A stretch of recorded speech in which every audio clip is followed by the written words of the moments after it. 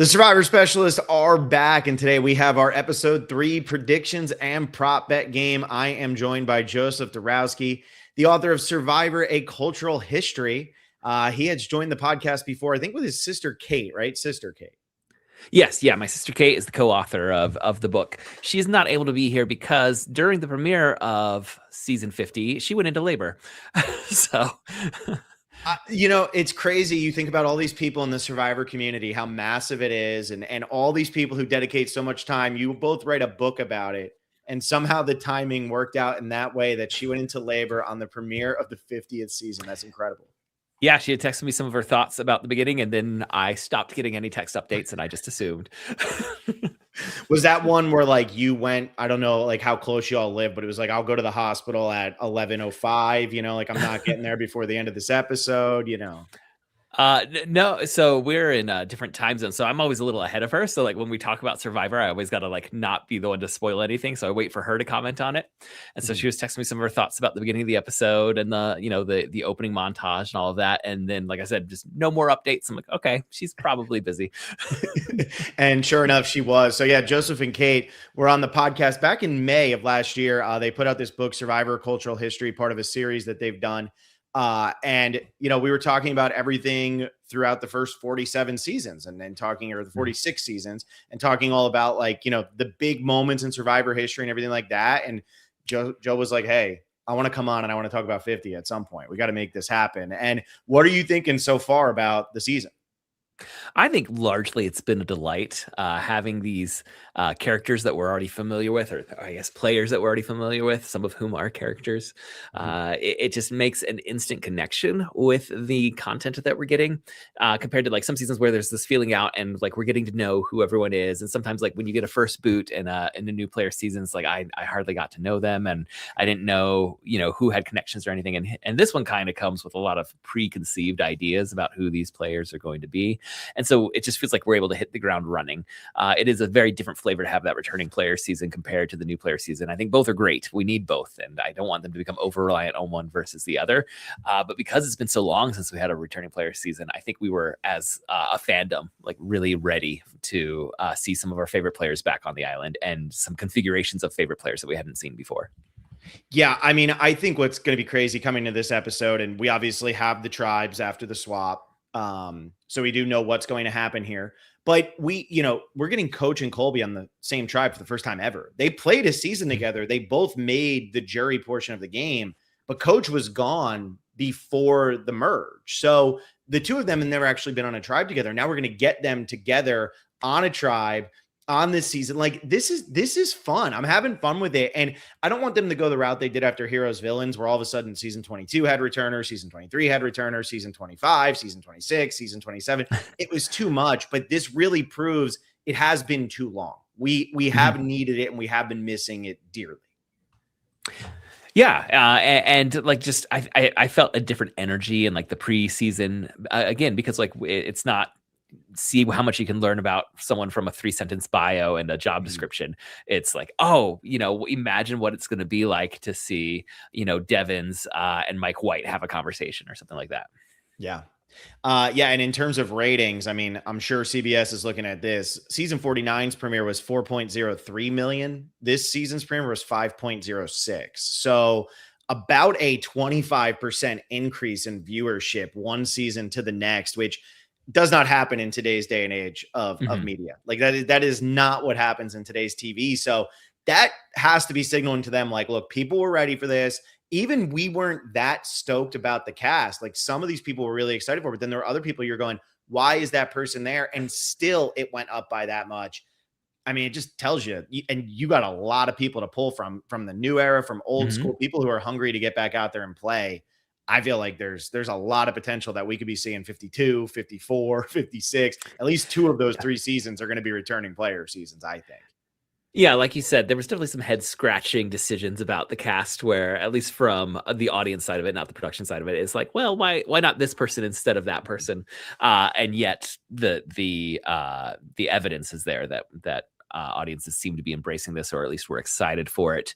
To me, like, it almost feels like an ideal would be that we, like, every 5 seasons is a returning player season, but that might be too regimented for CBS, particularly when they see this. So, like, if you could do like four seasons of new players and then a mix of, favorite players from those 4 and older seasons on the 5th season back, that could be a lot of fun and keeping the game fresh. But I'm sure, like you're saying, that big of a jump, over 1 million more people watching this season compared to last season, it might be really hard for CBS to wait until season 55 to do another returning player season. That's what I'm thinking too. And yeah, I mean, you could almost treat it like the World Cup, right? Every 4 years, the World Cup is coming. The Olympics is coming. And I feel like that's what needs to happen. But I also understand CBS's maybe worries of doing that, because then you get people trying to play to get their spot on the next season of Survivor rather than playing. And, Angelina, who a lot of people have been disappointed so far, we haven't really heard much from her. One of the things that Mike Bloom said and Dalton Ross have said was cut out of that first episode was her trying to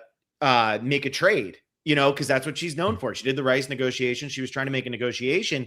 And I almost feel like that was cut out mainly because Jeff doesn't like when people start playing characters. He doesn't like that. And that was something he always said about Johnny Fairplay back in the day. And, even though Rupert, you're like, well, he's a huge character. He's playing a character. It's like, Rupert was always Rupert, though. He just is a character. When people start leaning into the bit too much, Jeff doesn't like that. Mm-hmm.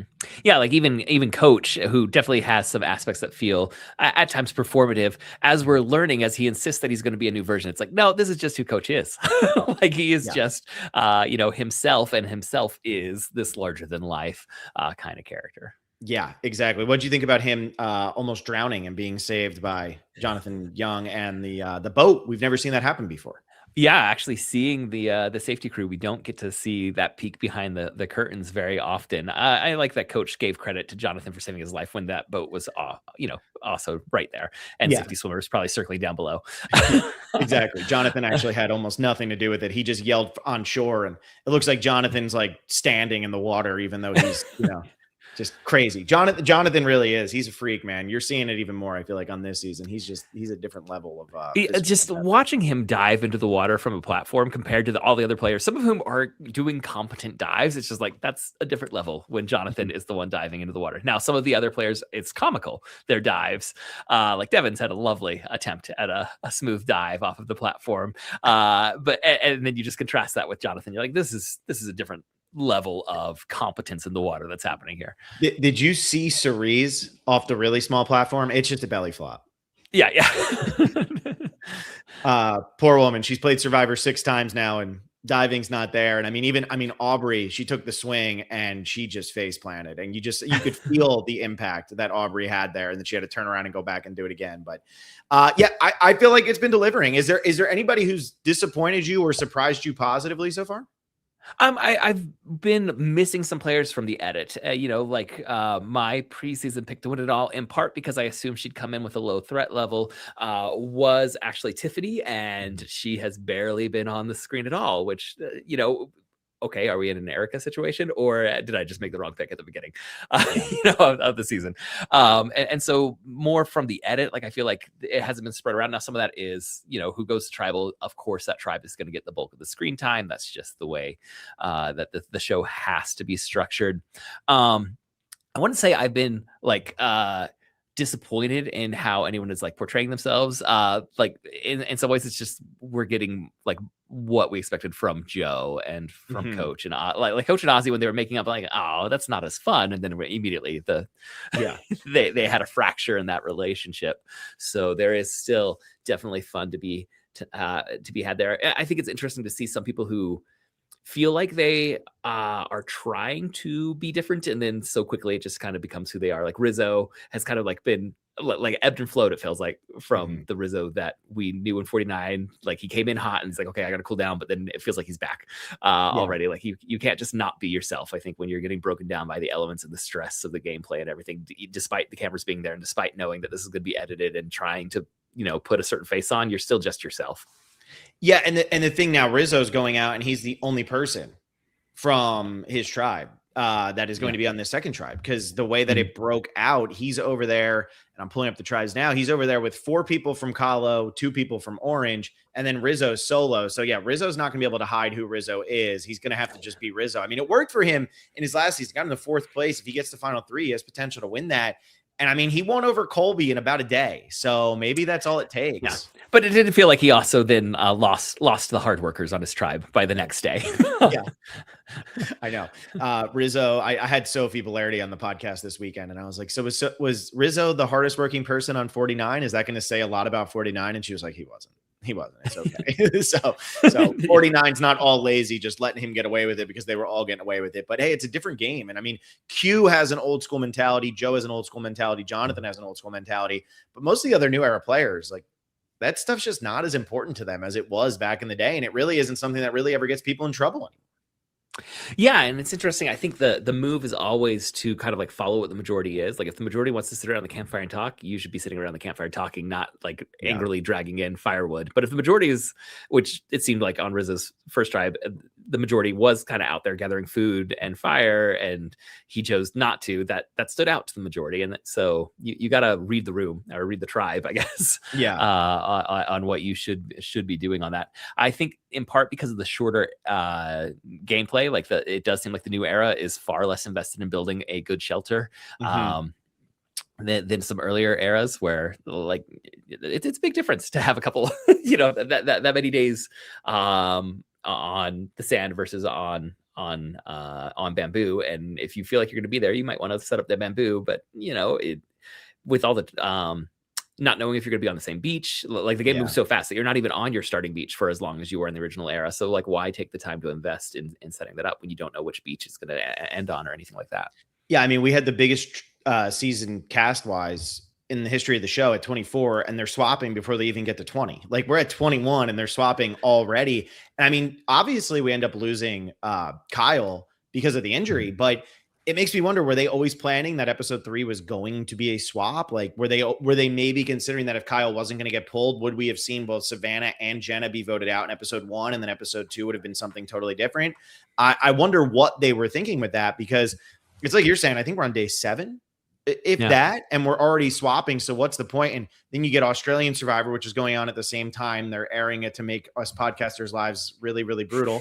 They're airing it now. It's 45 days. And one of the biggest conversations of the last couple episodes is about the shelter and how they want a strong shelter and how it's got to be good because it's 45 days. I mean, almost double the length of this season. So yeah, it's fun though. It's fun watching Colby and Stephanie and some of these older players get involved in this. And then you see Colby, who is starting to realize, okay, this doesn't matter as much. Let's get a little crazy. Let's start going through bags. I'm going to be okay with that stuff this time. I've been having fun watching the old schoolers adapt to what's taking place. Yeah. As far as the tribes up, a part of me is wondering, like, once they had the same tribe lose 2 challenges in a row and go to tribal, are they like, okay, we can't have another disaster tribe because that's been too much of a pattern of late. So we got to swap this up right away? Or like you said, was it always we're going to do like I expected actually more double elimination episodes that like with 3 tribes, only one tribe's going to win immunity and the other 2 are going to have to go vote someone out just because there's so many people. And so I'm still waiting for those episodes to like pick up the pace of eliminations. It's going to have to happen here in the season. Yeah. I mean, the finale is May 20th.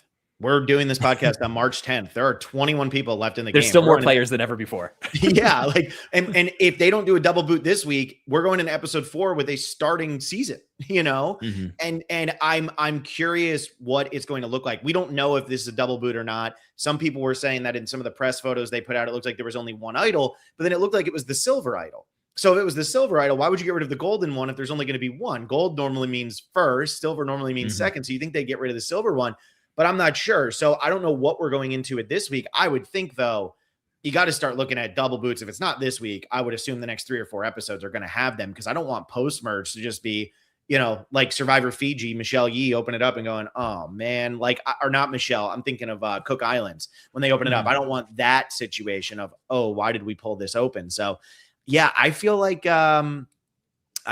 this is going to be, it's got to start moving quicker, but I don't know if it's happening this week or if it's going to start happening next week. Yeah. And with the 3 tribe format, it's really easy to get a double elimination and not just announce at the very beginning of the challenge, like there's only one immunity, and then everyone knows what the stakes are. It doesn't have to be the shocking twist of, every tribe's voting someone out, which they do sometimes.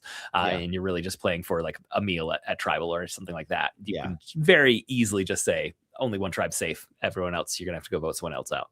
Yeah, I know. And they did it the first episode ever of the new era. They did that. And I feel like they've only done it maybe one time since, which just blows my mind. I don't understand it. That's why you have 3 tribes. It's so easy to do this. I mean, we did 82 episodes about Survivor 50 before the season started, from the time last April, March, whatever, when you knew 50 was coming. We did 82 episodes, and all we talked about was we're going to have double boots the entire pre-merge. And so far, if Kyle didn't get hurt, we wouldn't have had any. So we'll see how that goes. But we're gonna be making predictions here. I got the 10 questions up for everybody who's playing along. So if you're playing along in the prop bet game, the winner gets a custom pop Funko from Todd Herzog. Right now, the leader is Sam with 9 points. We got Billy G with 8 points, and then a bunch of people with 7. I'm not going to go through all of them. A bunch of people with 7. I have 6, so I'm right in there. That makes me feel better. Blake was feeling really good about himself. For all of you who pay attention to Digging Deeper, Blake was bragging after episode number 1 about how great he's doing. I can't find Blake's name on this page. Like, I have to scroll so far. There he is. He's down at 78th place. So that tells you how Blake's doing. But we have a lot of people who signed up for it. 10 questions again. I changed the wording on some of them to make it clearer. Last week I got in trouble because I said, who will be the first person shown holding the tribal immunity idol?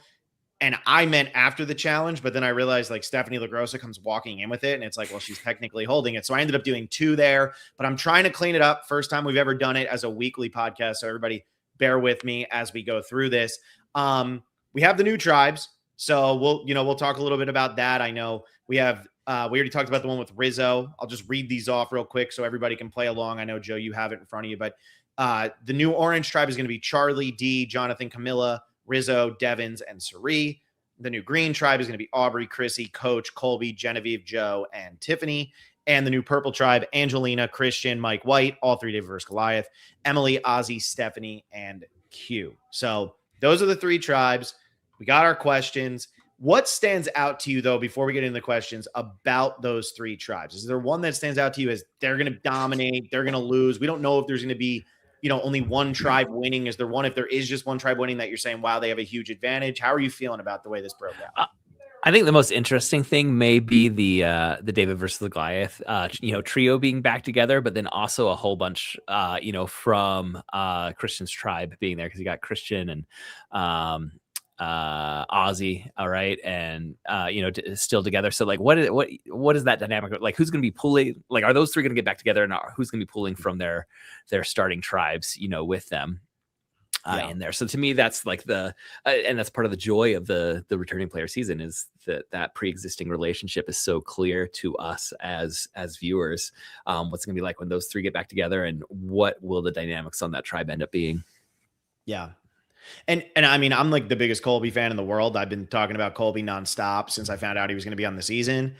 I mean, look, if Colby gets swap screwed, that stinks, because he looked like he was in a really good spot on his tribe. He doesn't have a vote because of stupid twists and everything like that. But at the same time, I'm getting to watch Colby and Coach be on the same tribe. I'm getting to watch Colby get out there with Joe Hunter, who I think he's actually going to play pretty close with. Like, I think the 2 of them kind of have similar mindsets. So, getting to see these different interactions, getting to see Genevieve on an island with Coach, like, that's going to be interesting. So I can't fault the show for saying, look, 21 people, it's a returning player season. Let's mix this up as much as we can to get as many different people playing together, so we don't have a situation of, heroes versus villains where Stephanie LaGrossa never played with Parvati Shallow. Like we now are getting more people playing together. Yeah. And also, like I said, there's one tribe that seemed to be struggling a little bit more in that starting. And if you don't do it now, you got to wait till you're down to 18 players. So that might be like, okay, we better get this mix now, in part so we do see the blend that you're identifying. Like, we want to see these characters have conversations with each other. And if we do have a disaster tribe that just keeps losing, we don't want to have to wait till 18, to do that. Yeah, I mean, because then also you are in a situation where, like, again, let's say that you are doing double boots the entire time. If they start doing double boots and that one tribe just can't win, now they're down to 3 people. You do a swap, or 4 people, you do a swap at 18. Now you still have to do double boots. Those people are easy pickings, because it's going to be very hard for all of them to benefit from a tribe swap. So Yeah, I feel like this is the right time. I'm not mad about it. You know, I'm happy that they're choosing to do it, and I'm excited to see what the dynamics are going to look like. Yeah, I think it'll be a lot of fun. And again, it's easier. Like if it was a new player season and you did a tribe swap after 2 episodes, it would still be. I think some of the I don't know who these people are yet. Yeah. Like especially for the the winning tribes, like we barely see them unless we see a little montage of them enjoying a reward. But at this point, we know who all these people are, and we can just be excited about the new mix. Yeah, exactly. So that's where I keep wondering to myself, I'm like, are they going to do 24 people again after this? Because you think about All Stars, first time they ever went to 18, then they did it again for season 9, and then they did 20 for season 10. You know, they kept wanting to do a lot of players. So I'm left wondering, like, will they go with 24 again? But watching Australian Survivor, they generally start with 20. I opened up too many tabs. Okay, sorry. Okay. So all I was saying is that 24 people on Australian Survivor, that's what they start with. And it's really, really bad. It's really, really tough. I'm getting all the comments now. You're cutting out, Phil. Phil. Phil, come back. So it was me. But, Okay. You start with 24. It's a lot of people, and I don't know them. So it's hard to track all of them. So at least here with these 24, we already know everybody out there. I don't know if you can do 24 with all newbies and just have hour and a half episodes. I don't know if it's enough. Yeah, I think it makes a lot of sense for that returning player season. And if we are going to have that happen more frequently, maybe those casts are 24, and then when it's a new player season, we're back to the 18. Yeah, or 20 with 10 player tribes. Yeah, which they've done. Normally, about 5 or 6 of those people are totally irrelevant to the edit. They just get completely cut out. So we'll see. But hopefully, I don't cut out again, everybody. So I apologize if I do. Like I said, I send it to my phone. So Joe, if you need to just hold down the podcast while I cut out, you just start talking about whatever you I was want. worried it was me that was cutting out. Well, I thought at first, and then I was like, no, that was totally me, because I started getting the spinning wheel of death. And once that happens, we're doomed. All right. So here's our first one. This is so random, and I want some of these to be really random, because how could you possibly cheat at this? Right. And that's what it's all about. Name one of the first 3 people Jeff will name when introducing the new tribes to the audience. So what I mean by this is the tribes have been announced, and Jeff always goes, all right, the new Sela tribe includes, the new Kalo tribe includes. So not only are you having to pick which tribe he's going to talk about first, you have to pick which people, one of the first 3 people that he talks about on that tribe. So Joe, I'll go over to you first. Where are you going? I am going to go with, because Jeff seems to really be enjoying saying this, that he's going to say Hubicki first. Okay. He has shifted from Christian to Hubicki this season. And Christian is just a great narrator. So it's a natural one for him to say, like, Christian, what do you think of your new tribe? And immediately get the storyline about the David versus Goliaths being reunited, getting that addressed right away. So that's going to be my pick there. I like that. I could see that, and I could see him going with a bigger name, but I'm going random here, and there's a little science to this. So the way that they're standing in the preview, orange is all the way to the left, green is in the middle, and purple's on the right. So I don't know if Jeff's going to start on the right or the left, but he's not going to start in the middle. And then if he does start on the left, which that's how I would read, I'd go left to right. The tribe on the left is the one with 4 Kalo members. And so I think what Jeff is going to do, this is the science now of doing the prop bet game, right? I think what Jeff is going to do is he's going to say, New Sela consists of 4 Kalo, Jonathan, Charlie, Camilla, and D. Or he'll say D, Camilla, Charlie, and Jonathan. And the reason for that is because that's Jonathan and D are on the ends, but Camilla and Charlie are in the middle. So I think he'll intro those Kalo people. So I got to go with either Charlie or Camilla. That's who I'm more confident in. I'm going to go with Charlie here because I have Camilla for something else. So yes, that is how ridiculous I'm getting into the weeds on this, because I want to win this game, or at least beat Blake, from digging deeper. So I am going to go ahead and I'm going to say Charlie for this one. I like that analysis. Use all the data that we have as you're looking at this. Yeah. I mean, if you're going to play this game, you got to take it ridiculously seriously. That's how I envision it. So, all right. So that's the first one. Again, only the first tribe. This isn't one of the first 3 people from each tribe. It's just the first. He's got to be one of the first 3 people he mentions after he's saying the new blank tribe. Here we go. Next one. Who will Jeff compliment in a challenge? And this one I'm classifying like catching up counts as a compliment, or catching up doesn't count as a compliment. Like, oh, they're catching up, but flying through or doing a great job. Like, you know what a compliment is, right? So I'm going with like catching up isn't a compliment. That's a fact, but flying through the knots, that's Jeff trying to be like, whoa, they're killing it. So who do you think Jeff is going to compliment in a challenge?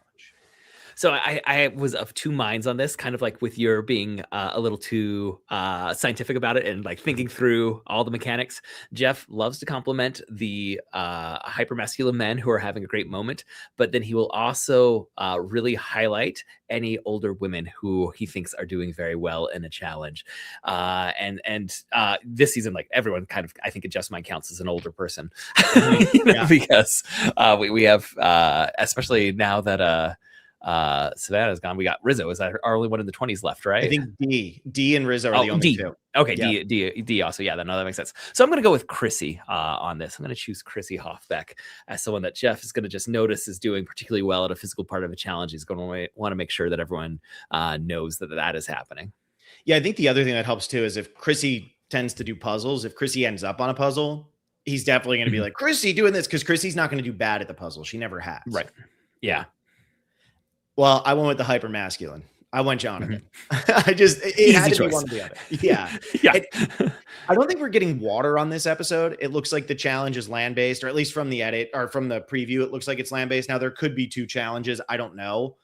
But man, like Jeff just loves to be like, Colby, dragging that snake. Colby and Steph doing everything they can. And then Jonathan, like, wow, he held his breath the whole time. What was it that he said in the last episode? Jonathan still hasn't come up for air. And it was like Jonathan had been under the water just as long as Savannah had been under the water. But Jonathan got the really, really massive compliment there. So I'm going to go with Jonathan. And how are you feeling? Were you a fan of Jonathan coming in? Were you surprised he was on the season? And how are you feeling about Jonathan so far? I was not surprised he was on the season because I don't think there's ever been a more obvious moment where a player secured their returning spot than when he dragged his entire tribe through the ocean in that one challenge. Like as that was happening, like I said to my kids, I'm like, he's gonna be back on another season. Like doesn't matter what happens the rest of this season, Jonathan is gonna be back. So no surprise that he's back. We haven't really had to see too much in terms of strategy, which is obviously the area that you want to see the most growth from Jonathan. His physical prowess is still like he is checking that box, no doubt that he is the biggest, strongest person on the island, which is what brought him back. But is there going to be that different part of his game that maybe wasn't quite as strong as the first time around? Yeah, I've been impressed. They've been showing him more than I thought. He hasn't gone to tribal, and he's got nobody else from his original season. So I thought that he would kind of be disregarded. He's just the big challenge guy. But, you know, I've been enjoying Jonathan more than I thought I would because I liked him on his first season. But like you said, it was a moment that how can you replicate that? And also, you know, it's not exactly the best TV from what Survivor viewers want to see nowadays. So I was worried he was going to come out and kind of be invisible. And that just has not been the case at all for Jonathan. So good for him. Yeah, I was just checking. It looks like he had 3 confessionals on both episodes, so he's been steady, right? Just enough of a presence that we all remember he's there. And what's crazy is that is the tribe where there hasn't been a lot of confessionals. Like Coach has 10, but he got 8 of those because he went on that journey in episode 1. Mike White has 7, but he has 8, but he has a bunch of those because he went on that journey in episode 1. Like Jonathan hasn't done any of that stuff. So you know, you get Sari Fields, the best to never win, sitting over there on a tribe that's gone to tribal twice, and she's been a focal point of everything. She's got 8 confessionals. Jonathan has 6. Like, what is going on?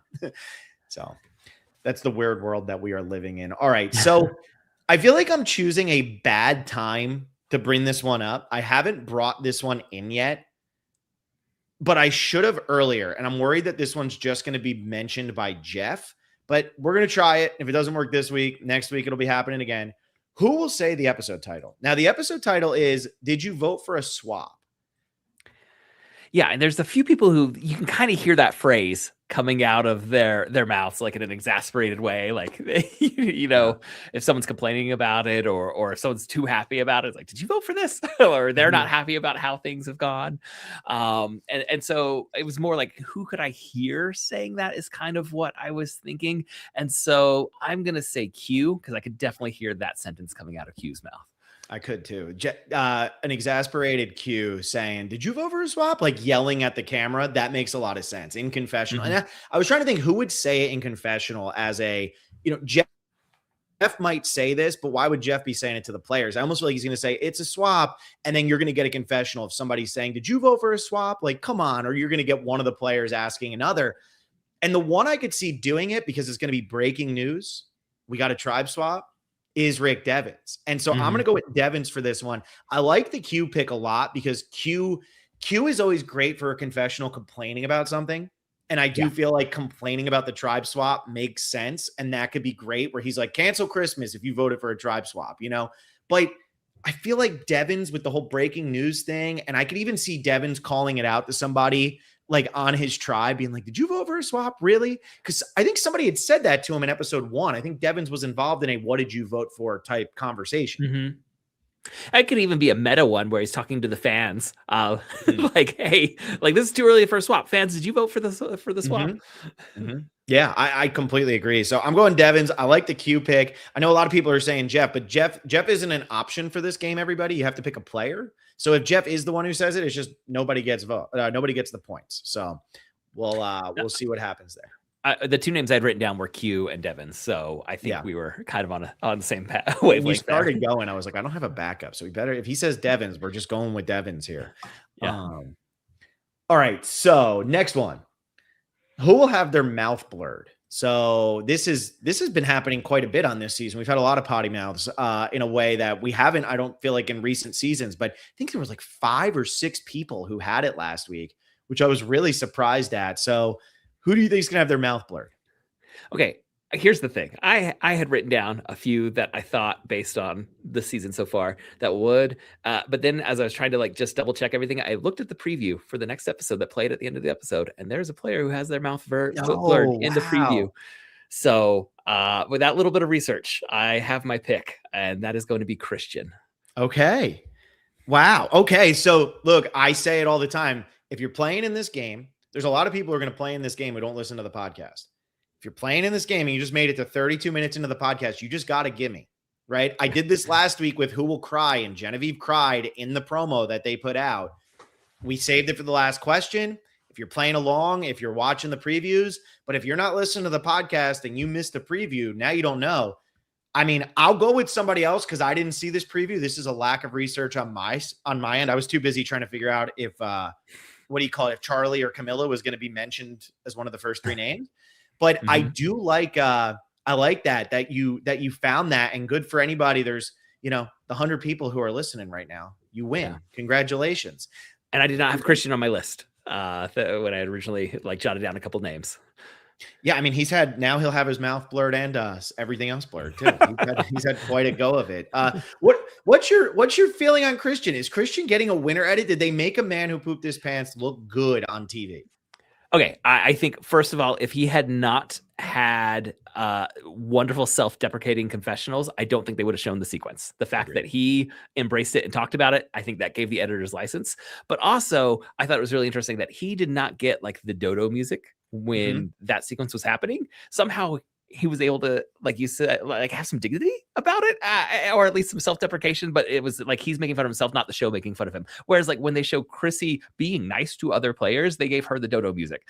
And so they obviously have this, where they're ready to make a player look a certain way, no matter what they're showing. And the fact that they didn't make it, that he's the butt of the joke from production, to me says yeah, I could see him still having a chance to win for sure. Yeah, that a lot of people were commenting because we had Carl on the podcast, and Carl played Dave vs. Goliath with Christian. Obviously they were on the original Starting David's tribe together, and Carl was giving him a hard time. He was like, "Look, man, you just went out there, you just pooped your pants on national TV." And then a lot of people were commenting either on that, or they were commenting on, I saw a couple Instagram videos saying, "Why do they have to show this? Poor Christian." I think it's because Christian's in on it. I think you nailed it there, where not only is Christian in on it, but it also set up the final act of that episode, which was Christian being a buffoon, but he was purposefully being a buffoon. And everybody has their guard so let down around Christian. I feel like, 99.9% of people poop their pants on TV. They look really bad. Christian Hubicki comes out of this I mean, he's like Andy Dufresne here from Shawshank. Like, it's crazy how he's coming out smelling like roses after all this. Mhm. Yeah, I was thinking like, oh, he's going to be in class tomorrow, and his students are going to talk about this. But he kind of took away any any way to make him feel bad about it with his confessionals. And I absolutely, if he had asked production not to, or he hadn't given those types of confessionals, I don't think it's in the episode at all. I completely agree. And yeah, it's there's like one of my favorite lines from TV shows in Game of Thrones when Tyrion and Jon Snow have their first interaction together and they're insulting each other. And Tyrion's like, wow, original. And Jon Snow's like really offended. And he's like, you got to wear it like armor. Like whatever it is that they can get at, wear it like armor because then they can't get at you anymore.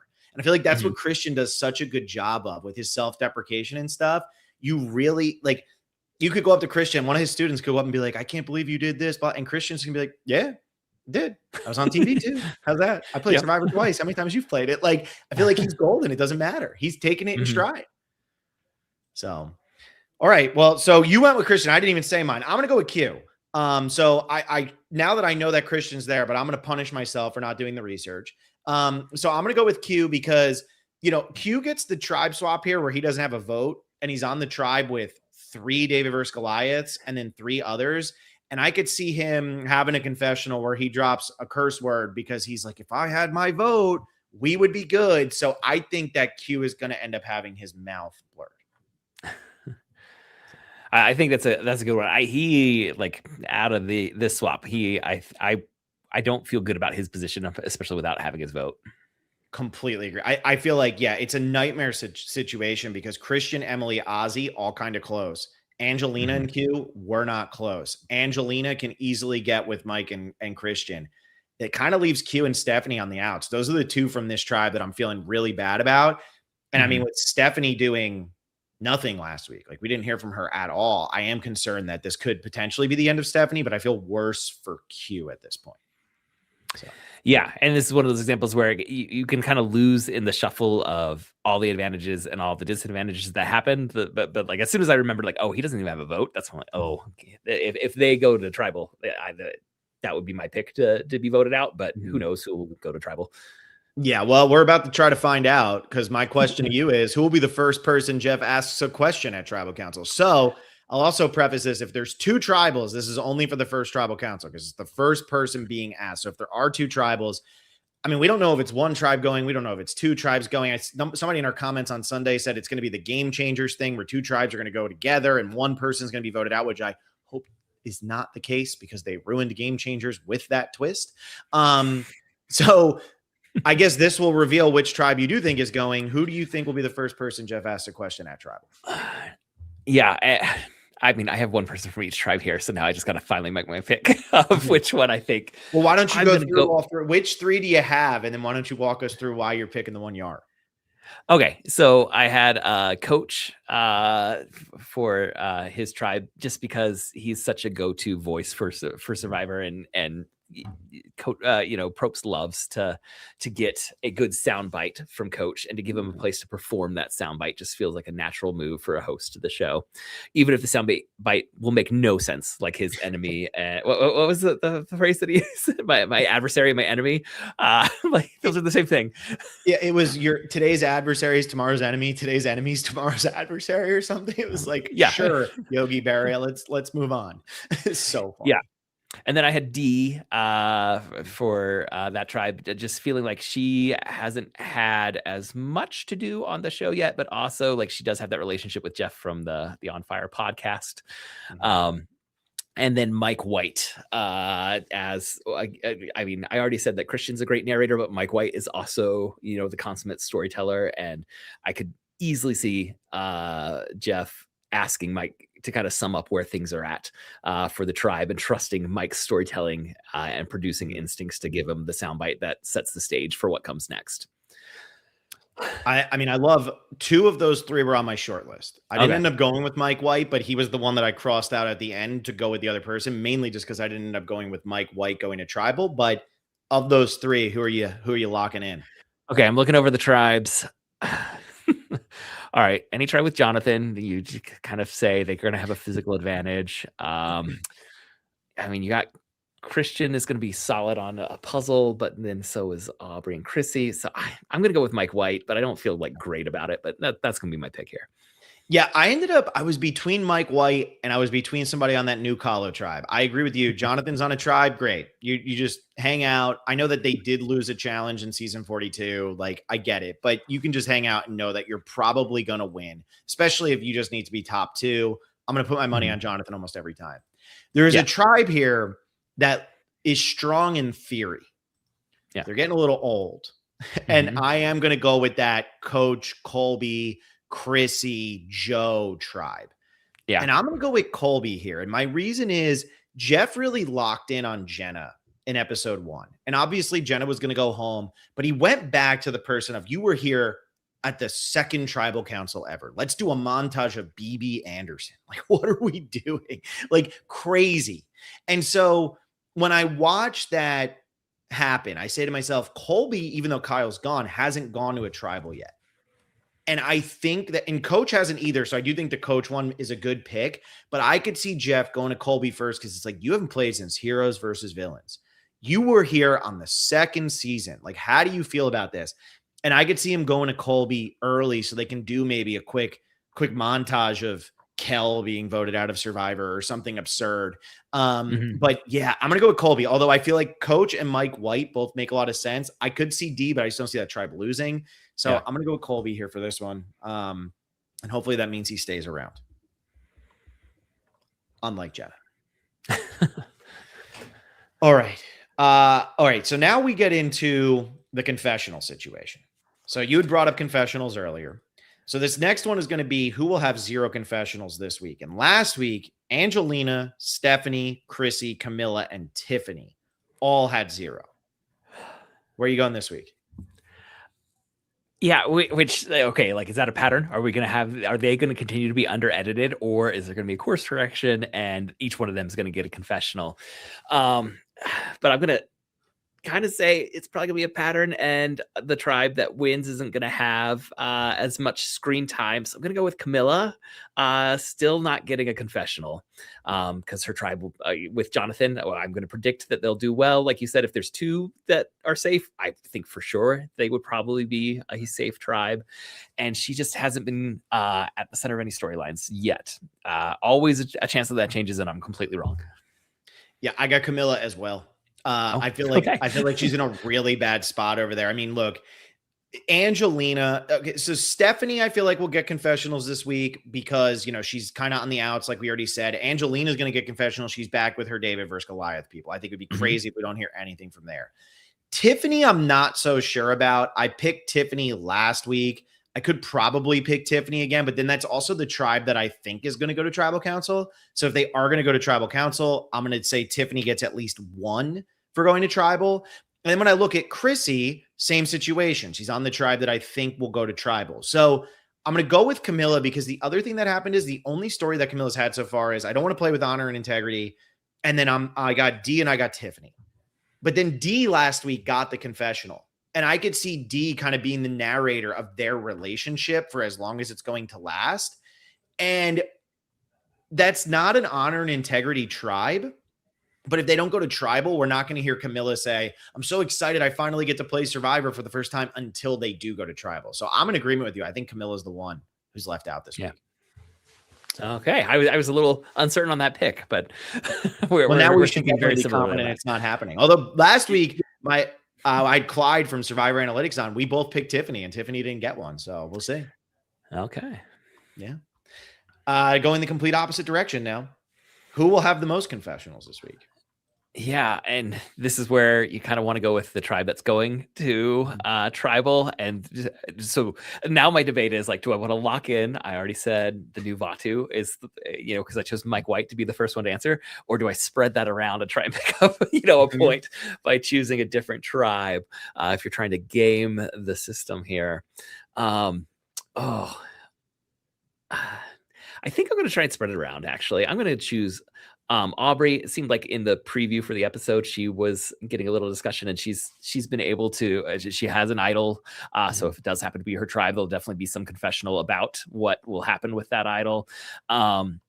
she is when you asked earlier, like, is there anyone you've been disappointed in? Her energy has just felt a little off. And so it's, if there's any player who maybe hasn't like lived up to the expectations I would have had coming in, it might be Aubrey though. I think the speculation at least is that I have not heard this confirmed at all, is that she was an alternate that got pulled in at the last minute when they decided to go up to 24. I've heard that speculated because I think Devin's confirmed in his pregame interview that he was an alternate that wasn't expected to go on and they got told. And so who would be the other? Maybe it was Aubrey, and so maybe she had like assumed I'm not going in and was kind of like trying to shut down any hopes or and not really engaging with the idea of being on Survivor, and there's some of that odd energy is still carrying forward. But I'm gonna pick Aubrey for that one. We were talking about this the other day. I knew that Devins was the one who confirmed he was a alternate, which to me is insane because Rick Devins is always going to deliver what Rick Devins is currently delivering. Like, he is always going to be TV gold. Having to consider not putting him on or say, oh, well, we have 20 better players. No, you don't.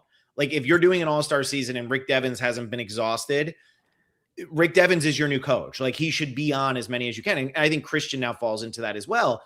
And so when I heard that, I couldn't remember who the woman was, or I hadn't figured it out, but I think you're probably right, because I do know, look, I was following along early on with like the speculation of who's getting cast and what's going to happen. And I know there was a season 32 woman floating around, and a lot of people thought it was going to be Sydney. And then what ended up happening was like the 32 woman fell off. And then all of a sudden, the day before they're about to announce the cast, it's, hey, Aubrey's here. She was a name that really wasn't in the mix. It didn't feel like when they were going through that speculation at all. So, I mean, I could see that. I just feel like Aubrey she's just had a tough run on Survivor. Yeah. It's been a brutal from the start. Like, she loses to Michelle. Everybody's saying she should have won. She comes back and she's pretty much invisible. She comes back and gets just played with an idol in her pocket by Victoria. Like, it's been a rough run for Aubrey, and it does feel like she's beat down out there right now. Yeah. And even like her first season, yes, she loses Michelle, but also Kaorong does, like, that wasn't a fun season. It feels like, for the environment or even like the tone of the gameplay. And so that's her start. And then, it's been rough, but like she did have, like, she was a bright spot in Kaorong. And I you haven't felt that same energy in this season. Not at all. No, it feels like she's got the Edge of Extinction hangover. And it feels like it's eating her. And that's why I think Aubrey actually have high hopes for her, because she, like, at least in this episode, I have high hopes for her overall in the season. I mean, maybe if she gets her footing like she did in Karan, but I don't see it right now. But if I'm looking at Aubrey in this episode, having the idol, there is no way she gets voted out with an idol again after how badly she got duped. Like, I've met Aubrey. She's a very smart person. She's been thinking about this. I know she's been thinking about this. And I feel like this is something that she's just saying, look, even if I end up being a fool who plays the idol for no reason, at least I'm going to have a better taste in my mouth than I did leaving Edge of Extinction. Because that season really was brutal for her. I know it was. Yeah. So I'm going with that same tribe. And that's the tribe that I think is going. And I'm going to put all my eggs in one basket. I correctly called this one last week. It was Christian who had the most confessionals. The week before, it was Ozzy who blew everybody away. But I'm going to finally expect them to give the proper edit to this man, and I'm going to go with Coach. I think that tribe, if they lose, Coach is going to have a whole bunch of things to say. He always does. And I feel like, the Coach Colby story's there. Coach is going to narrate over Chrissy and Tiffany if that happens. I could see Coach having a lot of confessionals about being with Joe. We're the same guy. Like, he's just bigger than me, but honor and integrity, like, that's us. So I'm going to go with Coach for this one. Yeah. I think that's a great, I mean, yes, with confessional counts, Coach is always a safe guess. It when in doubt, if you're not sure which tribe's going to go, tribe swap happens, Coach is going to get in there. I mean, Coach only had 2 last week, though. Again, going back to the Jonathan weird edit, Jonathan had 3, Coach had 2. What world are we living in? Like, what is happening? All right. Yeah. The Coach's was more memorable than Jonathan's. That is true. Yeah. That is true. Poor guy. We wonder if we can still do this. You got it, Coach. You're entertaining us. That's all that matters. So we got 3 questions left. The next one is, what player will participate in a puzzle? I decided to just not overthink this, and I'm just going to say Christian. Just, it feels like the safe guess.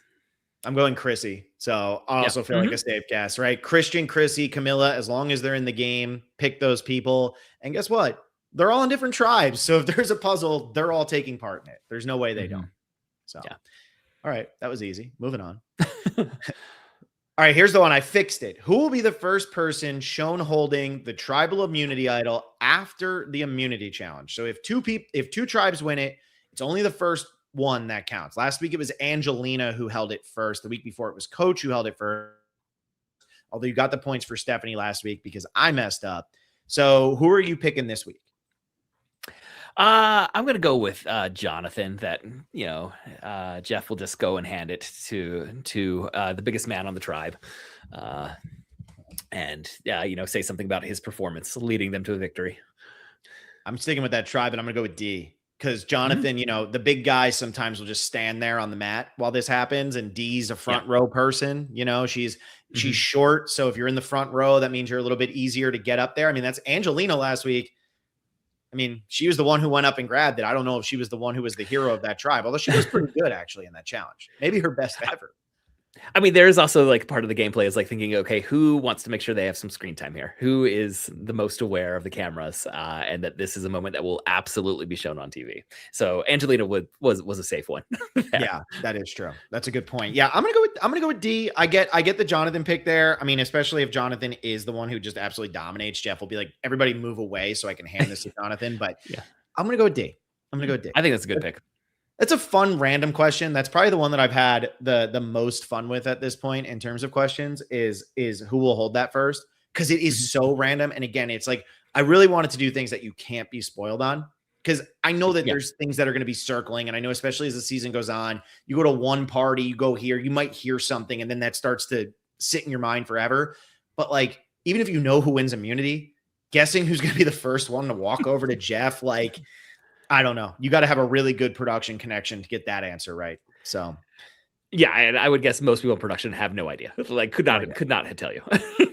There's a lot of people in production who couldn't name all 24 people on this season. Let's be real. That's not a knock on production. That's just, hey, when you're working on the show, it's not as important about who's out there as we would think. So, all right, last one.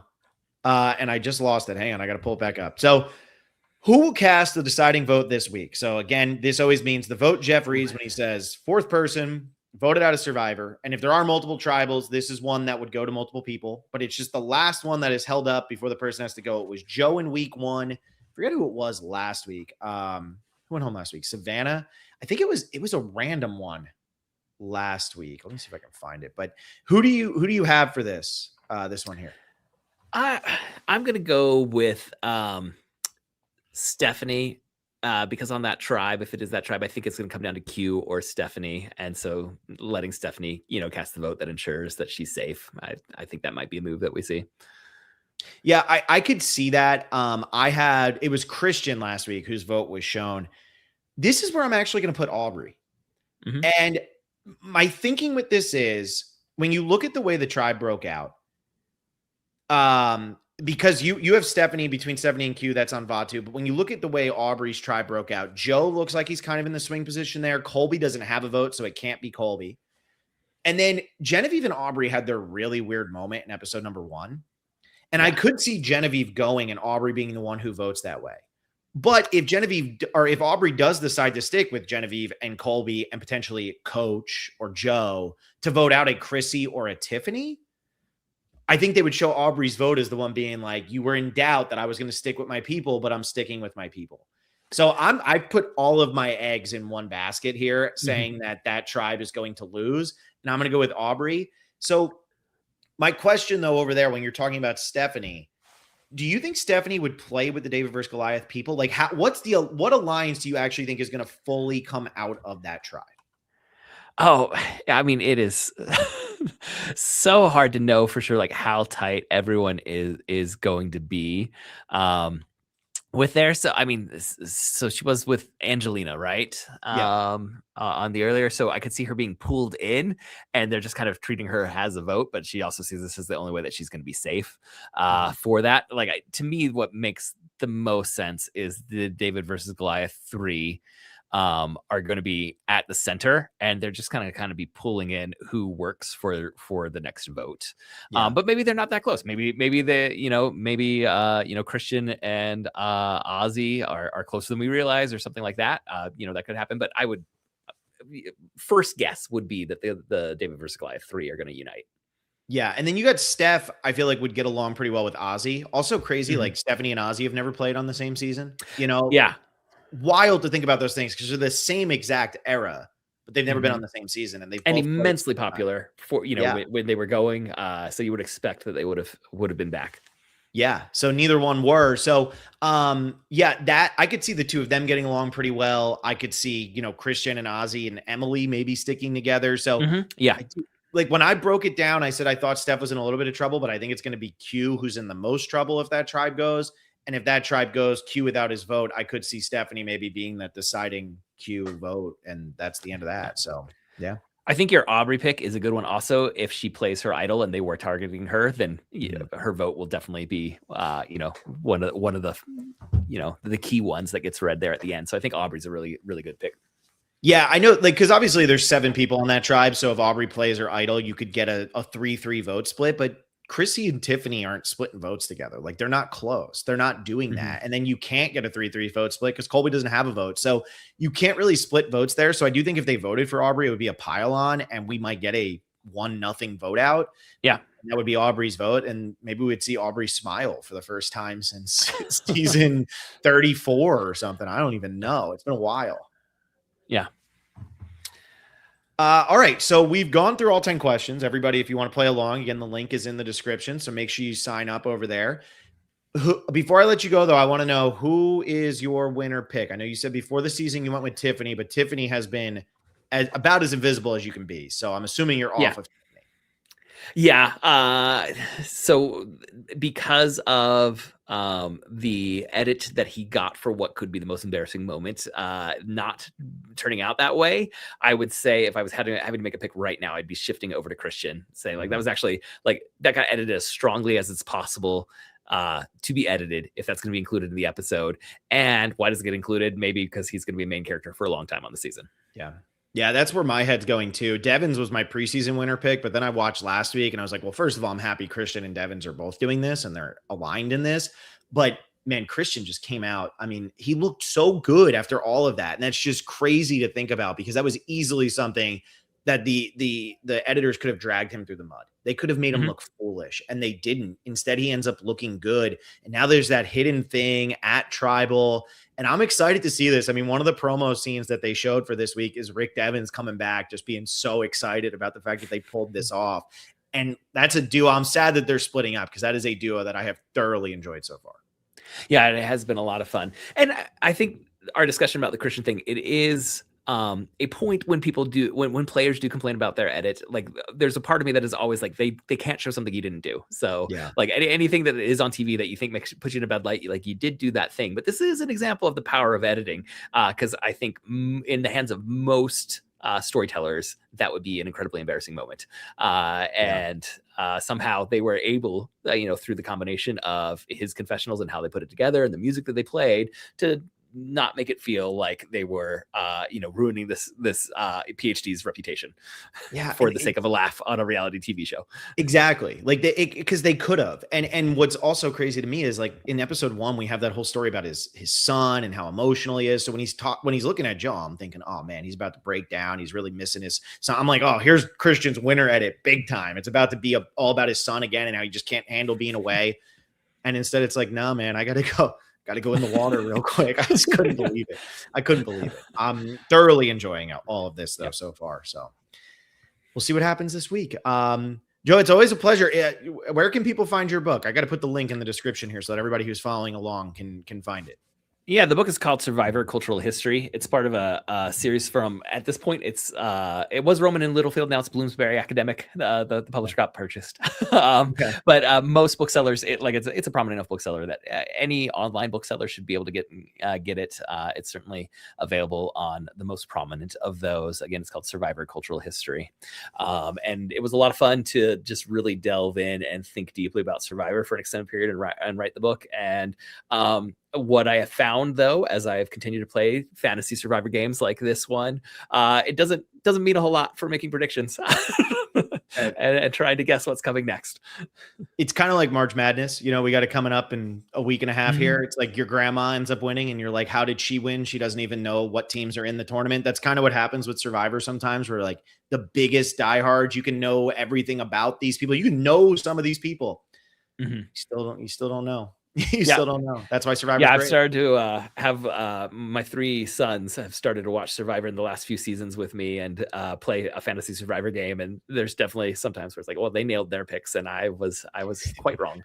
Yeah, you're sitting there actually doing what I did with Charlie, being one of the first 3 people to be introduced by Jeff, and it's like, yeah, man, all that's just going to be broken immediately. It doesn't matter. It doesn't matter how much you think about it. Sometimes you just got to throw the dart and hope that it sticks. But yeah, so check out the book. I'll have the link in the description here. I'll pull it from the other podcast that we did together back in the summer, or back in last May now. Crazy, almost a year ago. But this was a pleasure. It was great having you on. Anything else that you want to talk about before we let you go? No, thank you for having me on. I really do appreciate it. I do have my own podcast called the Protagonist Podcast, where each week we talk about a great character and a great story. So besides Survivor, I do a lot of work with pop culture in my academic career. And so that podcast is an outlet to talk about, a character from a comic book series or TV show or a movie each week. Awesome. Yeah. So make sure you all check that one out. Patreon.com/especial if you want to play along in our power rankings game. You only missed 1 week because, we don't start it until after week number 1. So if you want to play along in that game, go ahead and join. We got a whole bunch of other stuff going out over there. We're into San Juan del Sur for Every Season Matters. So if you're a top tier patron, you get that.